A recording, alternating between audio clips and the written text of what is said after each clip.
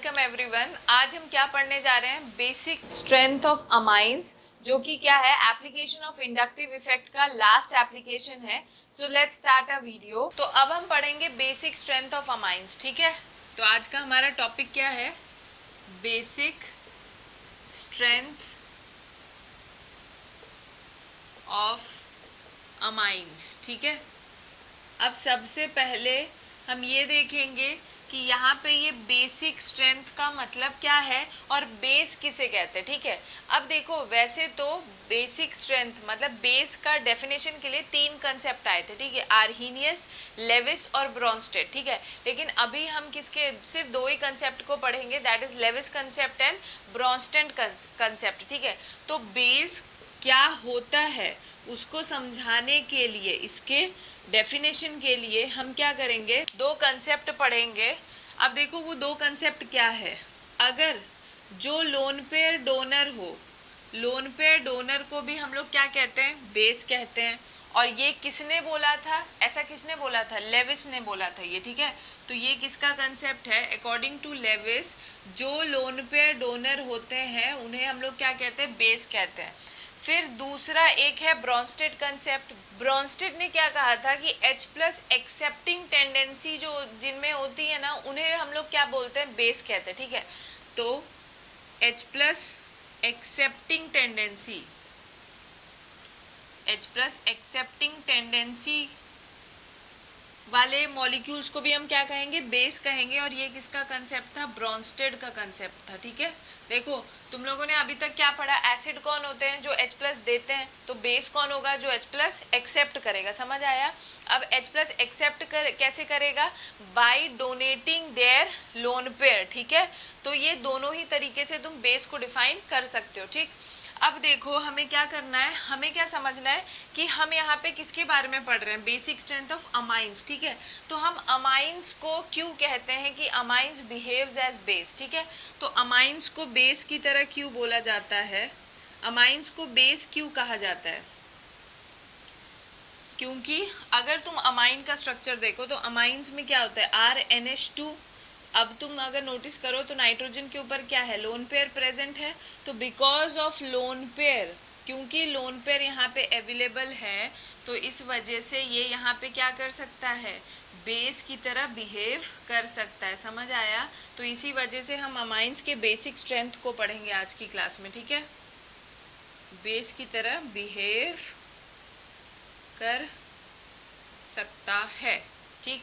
अब अगर हम कुछ एग्जांपल्स लेते हैं, जैसे कि CH3 CH2 NH2, ठीक है।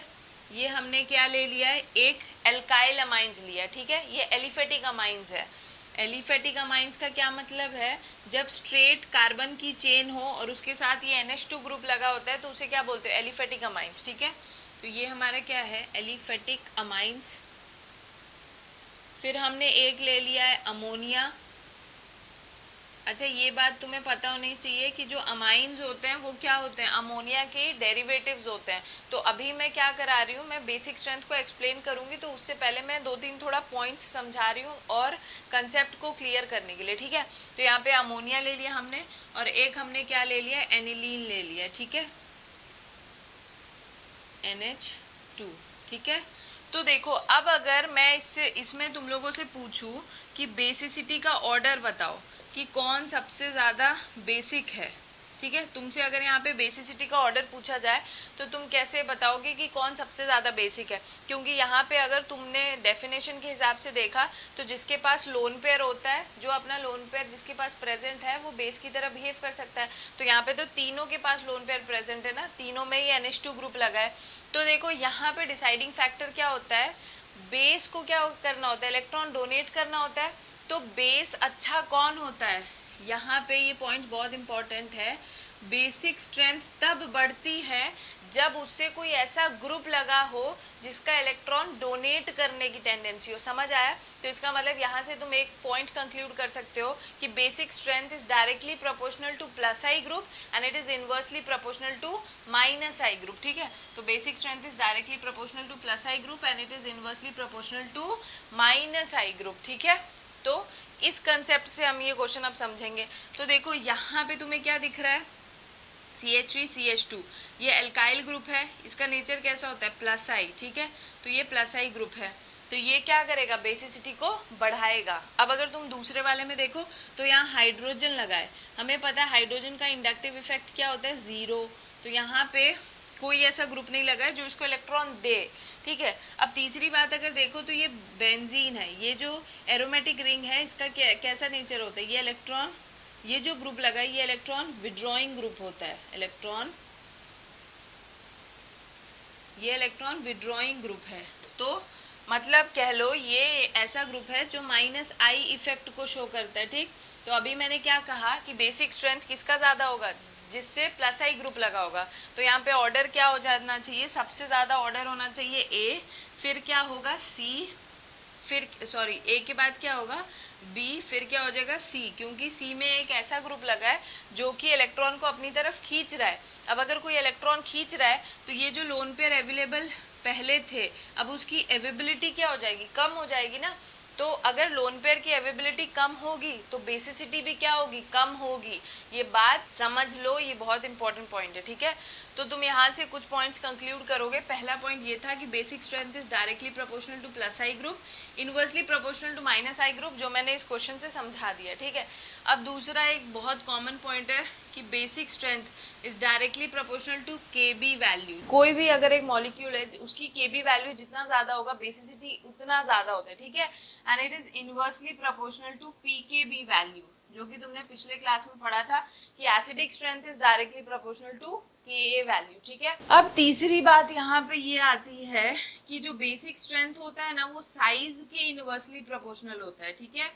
अब साइज के इनवर्सली प्रोपोर्शनल कैसे है, इस पॉइंट को समझो। यहाँ पे बेस कौन होता है, जिसको इलेक्ट्रॉन या लोन पे डोनेट करना होता है, ठीक है। अगर किसी का साइज बड़ा होगा तो वो क्या करेगा, साइज बड़ा मतलब वो इलेक्ट्रॉन को उतना अच्छे से रख सकता है। अब अगर इलेक्ट्रॉन अच्छे से रखेगा तो वो क्यों अपना इलेक्ट्रॉन डोनेट करना चाहेगा, तो उसकी बेसिसिटी ऑर्डर क्या होगी, कम होगी। तो basic strength is inversely proportional to size. And चौथा पॉइंट क्या होता है कि basic strength is also inversely proportional to क्या, इलेक्ट्रोनेगेटिविटी, ठीक है।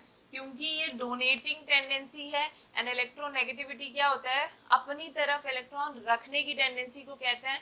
तो इलेक्ट्रोनेगेटिविटी से बेसिक स्ट्रेंथ हमेशा क्या होता है, इनवर्सली प्रोपोर्शनल होता है, ठीक है। तो अब तुम्हें यहाँ से कुछ बातें समझनी है। बेस कौन होते हैं, according to Lewis lone pair donor को बेस कहते हैं। और अगर कोई अपना लोन पेयर डोनेट करके H+ को जितना अच्छा एक्सेप्ट कर ले वो भी क्या कहलाता है, बेस कहलाता है। बेसिक स्ट्रेंथ +I ग्रुप के डायरेक्टली प्रोपोर्शनल होता है, क्योंकि जितना ज्यादा +I ग्रुप लगा होगा, देखो जितना ज्यादा +I ग्रुप लगा होगा वो इसको इलेक्ट्रॉन और देगा, इसको और इलेक्ट्रॉन देके इलेक्ट्रॉन की अवेबिलिटी, लोन पेयर की अवेबिलिटी जो है वो और बढ़ाएगा। यहाँ पे मैंने लिखा था ना, लोन पेयर की अवेबिलिटी को बढ़ाएगा। अब अगर लोन पेयर ज्यादा से ज्यादा अवेलेबल होगा तो इजीली वो अपने लोन पेयर को डोनेट कर देगा और H+ और उतना अच्छा बेस कहलाएगा, ठीक है।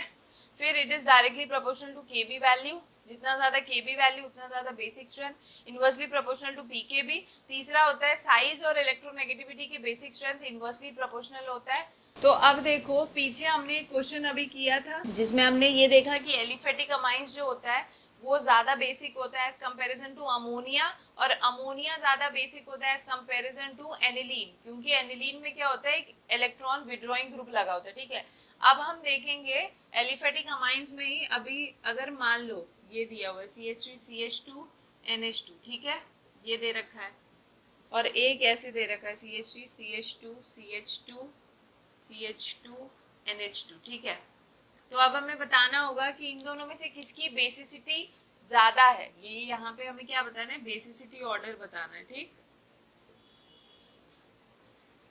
तो देखो क्या है, यहाँ पे क्या है, जो B वाला है ना, B का बेसिसिटी ऑर्डर A से ज्यादा है। अब रीजन क्या है, as length of chain increases +I effect भी क्या होता है, इंक्रीज करता है।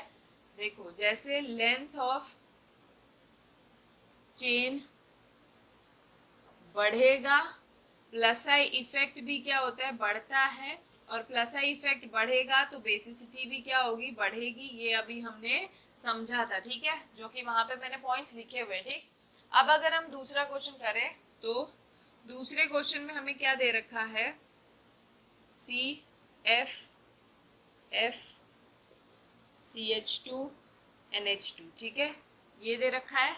और दूसरा दे रखा है क्लोरीन क्लोरीन क्लोरीन CH2NH2, ठीक। अब हमें बताना है कि ए या बी में से किसकी बेसिसिटी ज्यादा अच्छी है। तो देखो यहाँ पे अब तुम्हें सबसे पहले क्या करना है ना, तुम्हें ग्रुप पहचानना है। तुम यहाँ पे देखो फ्लोरीन है और यहाँ पे क्या है, क्लोरीन है। तुम्हें पता है दोनों ही ग्रुप क्या होते हैं, बोथ ग्रुप क्या करते हैं, माइनस आई इफेक्ट शो करते हैं। दोनों ही क्या करते हैं, माइनस आई इफेक्ट को शो करते हैं। लेकिन फ्लोरीन का जो माइनस आई इफेक्ट है वो क्या होता है, क्लोरीन से ज्यादा है ना। और अभी हमने देखा कि basic strength is inversely proportional to क्या, माइनस आई इफेक्ट। मतलब जिसका माइनस आई इफेक्ट ज्यादा होगा उसकी बेसिसिटी ऑर्डर क्या होगी, कम होगी। तो इसका मतलब इसकी बेसिसिटी कम है, इस वाले की बेसिसिटी क्या है, ज्यादा है। अब खुद भी समझो ना, बेसिक स्ट्रेंथ क्या होता है, डोनेशन ऑफ लोन पेयर, ठीक है, मतलब लोन पेयर को डोनेट करना। अब अगर इसके नाइट्रोजन को लोन पेयर डोनेट करना है और यहाँ पे कोई ऐसा ग्रुप लगा है जो क्या कर रहा है, इलेक्ट्रॉन को अपनी तरफ खींच रहा है, तो क्या ये अच्छा बेस होगा, नहीं ना। हालांकि खींच यहाँ पे भी रहा है इलेक्ट्रॉन, लेकिन ये फिर भी इसके कंपैरिजन क्या है, लेस माइनस आई इफेक्ट को शो करता है। तो इसी वजह से इसका जो बेसिक स्ट्रेंथ है वो ज्यादा है एज कंपैरिजन टू दिस, ठीक है। तो अब हम क्वेश्चन नंबर 3 करेंगे। क्वेश्चन नंबर 3 में क्या दे रखा है, CH3 CH3 CH3, ठीक है, CH2NH2 ये दे रखा है। और एक दे रखा है सिलिकॉन CH2NH2, CH3 ठीक है। तो अब हमें बताना है कि ए का बेसिक स्ट्रेंथ ज्यादा है कि बी का, ठीक है। तो अब देखो तुम्हें यहाँ पे अगर तुम्हें हमेशा क्या करना है, पॉइंट ऑफ डिफरेंस ढूंढना है। तो यहाँ पे कार्बन लगा है और यहाँ पे क्या लगा है, सिलिकॉन लगा है, ठीक है। अब देखो क्या होता है, जो सिलिकॉन होता है ना, सिलिकॉन इज मोर इलेक्ट्रोपॉजिटिव। ये क्या होता है, ज्यादा, ये कार्बन के कंपैरिजन ज्यादा इलेक्ट्रोपॉजिटिव होता है। इलेक्ट्रोपॉजिटिव अगर किसी को नहीं पता तो ये कहने का मतलब है कि ये क्या कर, इलेक्ट्रोनेगेटिव कौन होते हैं, जो अपने पास इलेक्ट्रॉन रखते हैं। इलेक्ट्रोपॉजिटिव कौन होते हैं, जो इलेक्ट्रॉन देते हैं। तो अब अगर ये इलेक्ट्रोपॉजिटिव है तो ये इलेक्ट्रॉन डेंसिटी को क्या करेगा, बढ़ाएगा। अब इलेक्ट्रॉन डेंसिटी का बढ़ना मतलब बेसिसिटी भी क्या होती है, बढ़ेगी। तो बेसिसिटी यहाँ पे क्या होगा, बढ़ेगा। तो इसका मतलब यहाँ पे बेसिसिटी का ऑर्डर क्या है, B is more basic than A। समझ आ गया। तो अब देखो ये थे 2-3 क्वेश्चंस जो पॉइंट को एक्सप्लेन करने के लिए मैंने बताया था। तो अब तुम्हें कुछ बेसिक पॉइंट्स है जो तुम्हें याद रखने ही रखने हैं, और वो ये है कि जो बेसिक स्ट्रेंथ होता है, basic strength it is directly proportional to KB, it is inversely proportional to PKB, ठीक है। फिर it is directly proportional to plus I group, inversely proportional to minus I group, then it is directly inversely proportional to size and electronegativity, ठीक है। ये बात तुम्हें बिल्कुल ध्यान में रखनी है बेसिसिटी को समझने के लिए, ठीक है। तो अब हमें क्या समझना है, basicity of amines in gaseous phase, ठीक है। ये इंपॉर्टेंट पोर्शन है और ये क्लास 12th का अमाइंस का पोर्शन है जो कि हम पढ़ रहे हैं। मतलब यहाँ पढ़ लो तो तुम्हारे ये होगा कि जो क्लास 12th में अमाइंस चैप्टर दे रखा है उसका आधा पोर्शन तुम्हारा क्या होगा, कंप्लीट हो जाएगा, ठीक है। तो अब हम क्या पढ़ेंगे, basicity of amines, basicity of amines in gaseous phase, ठीक है।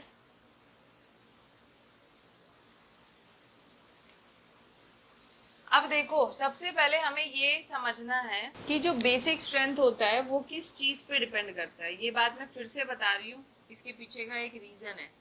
जो बेसिक स्ट्रेंथ होता है ना वो 2 पॉइंट पे डिपेंड करता है। First is availability of lone pair, पहला किस पे डिपेंड करता है, एवेबिलिटी ऑफ लोन पेयर। और सेकंड किस पे डिपेंड करता है, stability of substituted ammonium cation.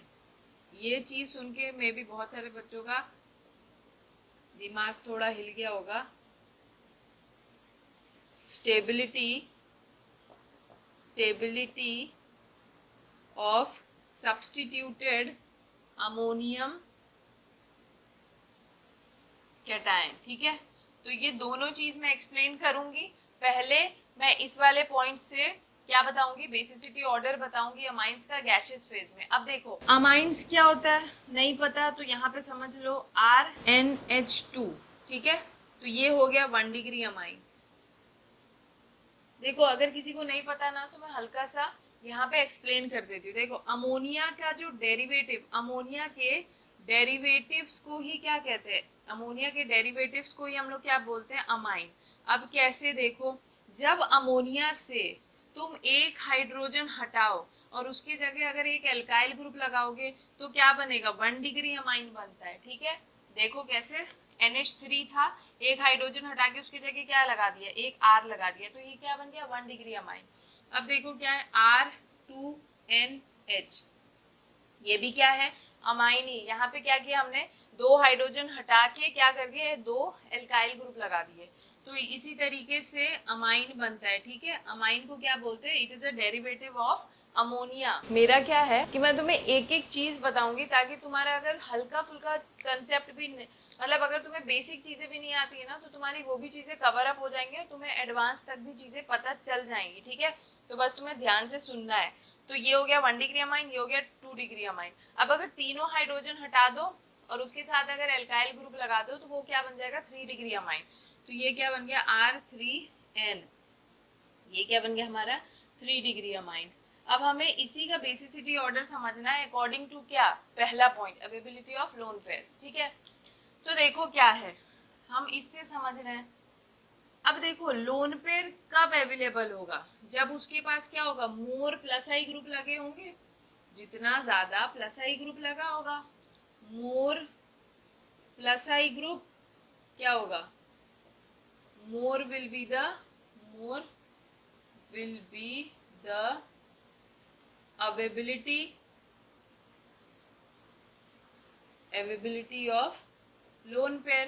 जितना ज्यादा किसी के आसपास प्लस आई ग्रुप लगे होंगे वो उतना ज्यादा इलेक्ट्रॉन डेंसिटी को बढ़ाएंगे क्योंकि वो इलेक्ट्रॉन देंगे, और उतना ज्यादा क्या होगा, लोन पेयर अवेलेबल होंगे डोनेशन के लिए, तो वो उतना अच्छा क्या कहलाएगा, बेस कहलाएगा। तो अगर हम इस पॉइंट से समझे तो गैसियस फेज में अमाइंस का ऑर्डर क्या होना चाहिए, अमाइंस का ऑर्डर होना चाहिए 3 डिग्री, फिर 2 डिग्री, फिर 1 डिग्री, क्योंकि 3 डिग्री में 3 एल्काइल ग्रुप लगे, यहाँ पे 3 एल्काइल ग्रुप लगे, ठीक है, 3 एल्काइल ग्रुप लगे हैं। और एल्काइल ग्रुप कैसे होते हैं, जो प्लस आई इफेक्ट शो करते हैं, समझ आया, शो करते हैं, ठीक है। तो यहाँ पे 3 एल्काइल ग्रुप है, तो इसका बेसिसिटी सबसे ज्यादा होगा as comparison to 2 degree then 1 degree, ठीक है। तो पहले पॉइंट से तो हमारा बेसिसिटी ऑर्डर क्या होना चाहिए गैसियस फेज में, 3 डिग्री, 2 डिग्री देन 1 डिग्री, ठीक है। अब हम सेकेंड पॉइंट को समझेंगे कि stability of substituted ammonium cation का कहने का मतलब क्या है, ठीक है। तो उसके लिए पहले हमें इतना सा पोर्शन हटाना पड़ेगा क्योंकि हमारा बोर्ड छोटा हो रहा है, ठीक है। तो देखो अब अगर हमें ये पॉइंट समझना है तो इसके लिए पहले मैं एक रिएक्शन लिखती हूँ। वो रिएक्शन क्या है, देखो RnH2, ठीक है, इसके पास लोन पेयर है। अगर इसके पास कोई H+ आता है तो इसकी क्या टेंडेंसी होगी कि ये अपना लोन पेयर क्या करेगा, इसको डोनेट कर देगा और इसके साथ बॉन्ड बना लेगा, क्या बन जाएगा RnH3+, ठीक है, ये बन गया। अगर वैसे ही सेम क्या होगा, अमोनिया है, इसकी भी टेंडेंसी क्या होती है, लोन पेयर डोनेट करने की। तो अगर ये डोनेट करता है अपना लोन पेयर इसको, तो यहाँ पे क्या बन जाएगा NH4+, ठीक है। तो ये जो बना है ना, इसी को हम लोग क्या बोलते हैं, अमोनियम कैटायन, ठीक है।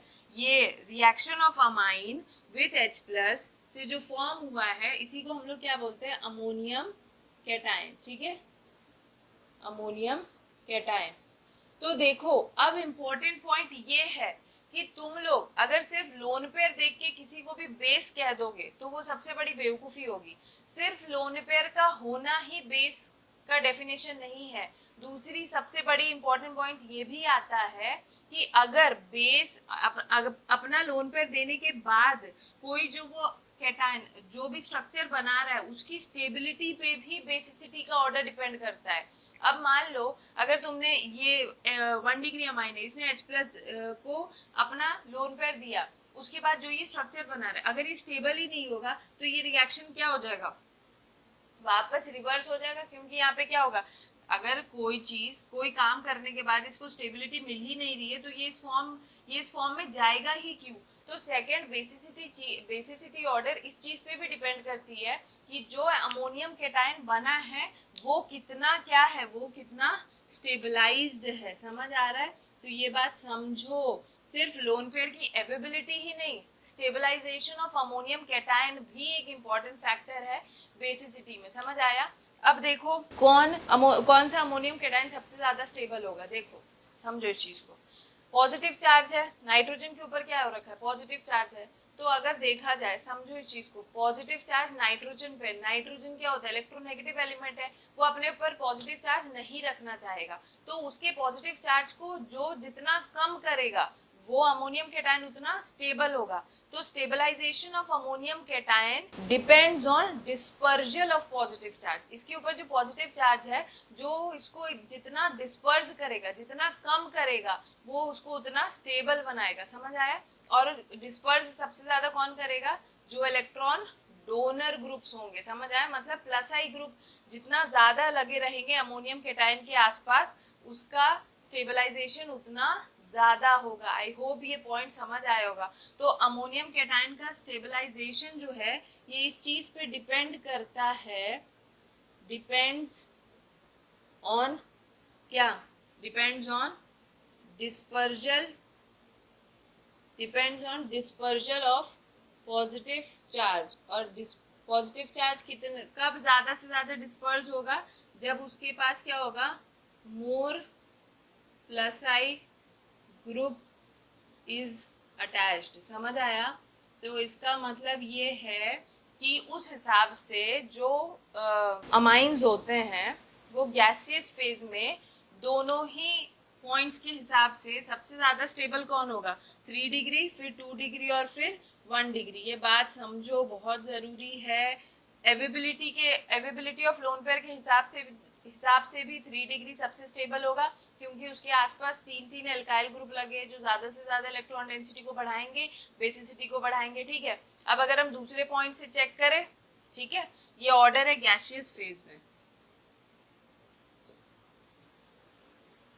अब अगर हम दूसरे पॉइंट से चेक करें, और वो दूसरा पॉइंट क्या है, stability of substituted ammonium cation, तो उस हिसाब से भी ऑर्डर 3 डिग्री, 2 डिग्री, 1 डिग्री ही होगा, क्योंकि सबसे ज्यादा स्टेबल कौन सा होगा, R3NH प्लस। ये क्या होगा, सबसे ज्यादा स्टेबल होगा as comparison to R2NH2 plus.